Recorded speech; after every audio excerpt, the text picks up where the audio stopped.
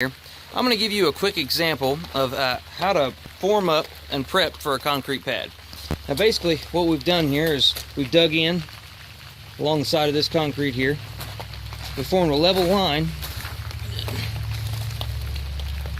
from the foundation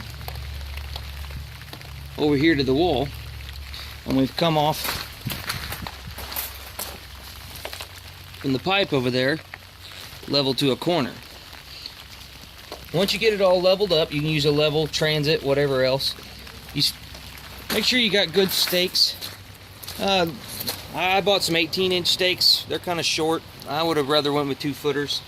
But these little concrete stakes here, they're about $1 to $3 depending on where you buy them. Make sure you drive your stakes down below the forms. I've came across concrete forms that already been built where we poured concrete in that someone didn't drive the stakes down, and when you're shimming here and pulling all your concrete level, they'll end up running into it, and you got to work around it, and it gets annoying. But anyway, once you get it all leveled up, make sure you have stakes about every 4 feet, depending on how tall your forms are going to be. You might need more than that, but this is a pretty simple one. And right here we've got it a little deeper in the middle. I mean on the sides than in the middle. That's because we're going to have a wall here, and it's going to be a load-bearing wall, so we want a little thicker concrete on the edges. Now basically, I think this is going to be a 12-yard pour, goes on around the house. Got a little bit more work to do, but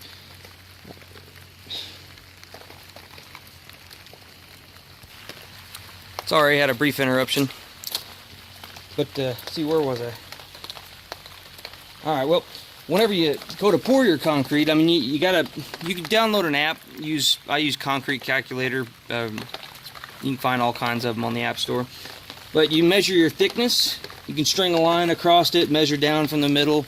That's what I usually do. I usually have like a 6-inch, sometimes a 7-inch on the sides where the load-bearing wall is going to be.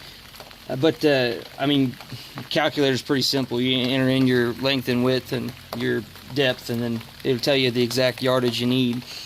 And around here, concrete runs 120, I think, a cubic yard. Not too bad.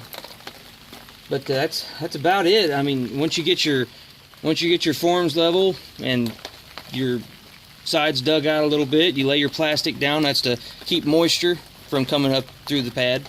Unless you're going to be pouring in a barn or something, you probably don't need plastic, but this is going to be in a house. So, and then some people use rebar for reinforcement. I use wire mesh. That's what I had.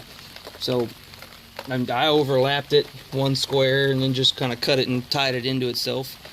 You see right there how it's tied in. And when you're pouring and you're spreading out, you got to grab the concrete mesh and pull up on it. Rebar, same way. Pull up on it a little bit to get it in the concrete. That way it seals it all together. I mean, it connects it all together, makes your concrete stronger. Yeah, that's about it. Thank you.